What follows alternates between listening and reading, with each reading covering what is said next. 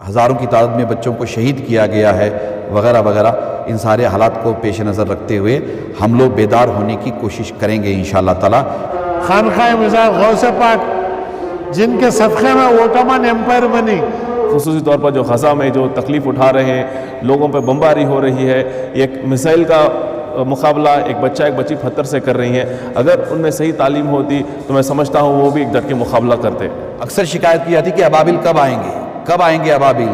کہ ابابیل آج بھی آ سکتے ہیں، مگر ہم میں کوئی عبد المطلب نہیں ہے، ہم میں کوئی عبد المطلب نہیں ہے. ہم اور غوث الورا کا اہتمام ہوتا ہے، اس موقع پر کیا پیغام آپ کو؟ جیسا کہ آپ نے فرمایا کہ ہر سال قادریہ مسجد میں جمعہ مسجد ٹرسٹ بورڈ اور قادریہ میلاد کمیٹی اور ذمہ داروں کی جانب سے عظیم الشان پیمانے پر یہ اجلاس منعقد ہوتا ہے. جشن میلاد النبی اور جشن غوث الورا، اور ہم سب کی جانب سے دونوں بارگاہوں میں خراج عقیدت اور محبت پیش کیا جاتا ہے.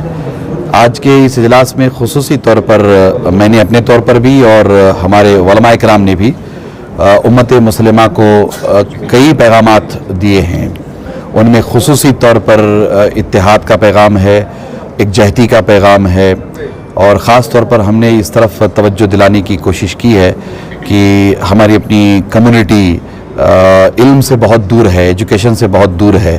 تو ہمیں چاہیے کہ ہم بڑے پیمانے پر حصول علم کے لیے، ایجوکیشن کے لیے، اپنے نسلوں کو ایجوکیٹ کرنے کے لیے تحریک چلائیں، بڑے پیمانے پر کوشش کریں. میں نے یہ بتانے کی کوشش کی ہے کہ مٹھی بھر قوم یہودی وہ ایجوکیشن کی وجہ سے، ٹیکنالوجی کی وجہ سے، آئی ٹی میں بڑے پیمانے پر ترقی کی وجہ سے اس وقت پوری دنیا کو کنٹرول کیے ہوئے ہیں. اور ہم اتنی بڑی تعداد میں ہیں، 60 ممالک ہیں، پوری دنیا میں کروڑوں مسلمان رہتے بستے ہیں. اس کے باوجود بھی ہم لوگ پریشان حال ہیں، اس کے باوجود بھی ہم لوگ متاثر ہیں، اس کے باوجود بھی ہم لوگ پوری دنیا میں ذلیل کیے جاتے ہیں، رسوا کیے جاتے ہیں، بدنام کیے جاتے ہیں. ہماری یہ حالت بنی ہوئی ہے. اس کے بہت سارے اسباب و علل ہیں. ان میں ہمارے درمیان اتحاد کا نہ ہونا، یکجہتی کا نہ ہونا، یونٹی کا نہ ہونا، اور علم کی کمی، اور بہترین اچھے اخلاق کی کمی، ایجوکیشن کی کمی وغیرہ وغیرہ. ان تمام امور پر توجہ دلانے کی کوشش کی گئی ہے. امید ہے کہ اس اجلاس کے ذریعہ جو پیغام دیا گیا ہے یہ پیغام بہت دور تک پہنچے گا، اور امت میں اتحاد پیدا ہوگا، اور امت میں بیداری آئے گی. اور ہم کوشش کریں گے کہ اہل فلسطین کے حالات کو سامنے رکھتے ہوئے کس طرح انہیں ایک منصوبہ بند سازش کے تحت پریشان کیا گیا ہے اور نقصان پہنچایا گیا ہے، ہزاروں کی تعداد میں بچوں کو شہید کیا گیا ہے وغیرہ وغیرہ.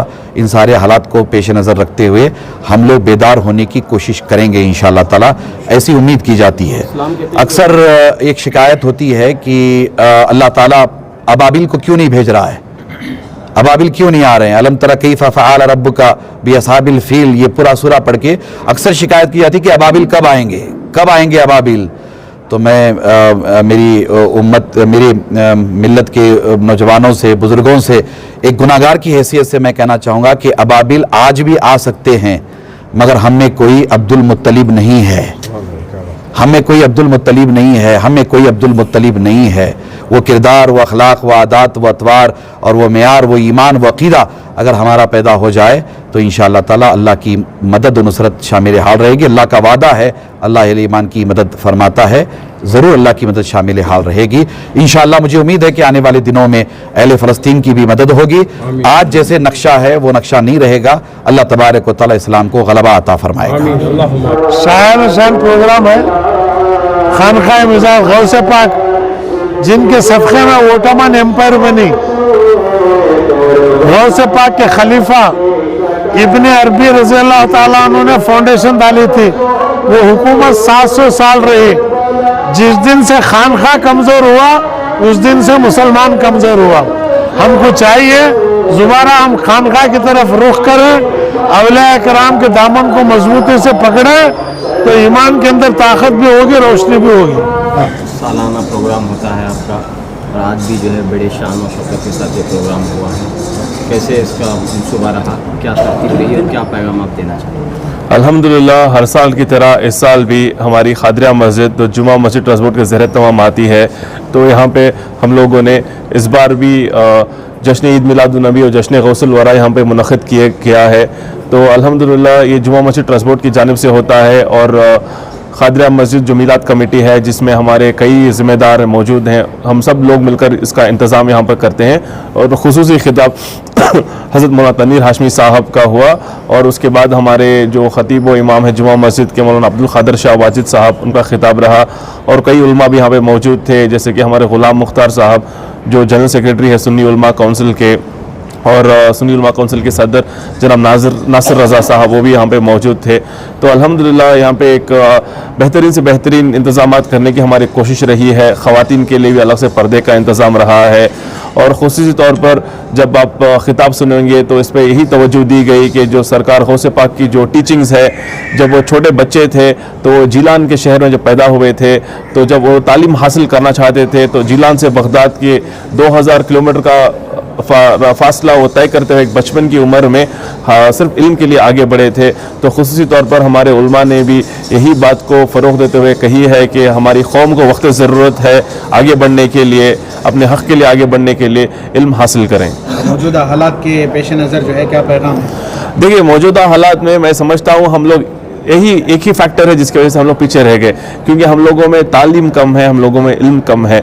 अगर हम लोगों में तालीम ज़्यादा होती, इल्म ज़्यादा होता, टेक्नोलॉजी में अगर हम लोग आगे होते, बिज़नेस फील्ड में अगर हम लोग आगे होते, एजुकेशन फील्ड में हमारे आगे होते, जैसे कि हॉस्पिटल्स की फील्ड में अगर हम आगे होते, तो मैं नहीं समझता कि हम लोग को कोई भी आके इस तरह से हमारे तरक्की को रोकता। क्योंकि अगर आगे ऑलरेडी हम लोग की तरक्की हो गई होती तो एक लेवल प्लेइंग फील्ड होती, बराबर का मुकाबला होता था। अगर आप देखा जाए तो ख़ुसूसी तौर पर जो ग़ज़ा में जो तकलीफ़ उठा रहे हैं, लोगों पर बमबारी हो रही है, एक मिसाइल का मुकाबला एक बच्चा एक बच्ची पत्थर से कर रही हैं, अगर उनमें सही तालीम होती तो मैं समझता हूँ वो भी एक डट के मुकाबला करते। कौन रिस्पॉन्सिबल कौन है लैक ऑफ एजुकेशन के? लैक ऑफ एजुकेशन की मैं समझता हूँ हम सब लोग इसके ज़िम्मेदार हैं, क्योंकि एज एन इंडिविजुअल हम लोग को पहले हमारे घर से कोशिश करनी चाहिए, फिर हमारे को देखना चाहिए कि हमारे एम्प्लॉयज़ हैं, चाहे घर में काम करने वाले हो, चाहे हमारे बिजनेस फील्ड में काम करने वाले हों, अगर वो सेल्फ सफिशिएंट है। उसके बाद इर्द गिर्द हम लोग भी बहुत तरीके से, बहुत अलग अलग तरीके से मस्जिद के लेवल से भी कोशिश कर रहे हैं, बहुत सारे आइडियाज़ भी आए हुए हैं। इंशाल्लाह इसको भी हम लोग अमल में लाएंगे और कोशिश करेंगे कि असली तालीम कम से कम या फ्री तरीके से लोगों को इम्पार्ट हो।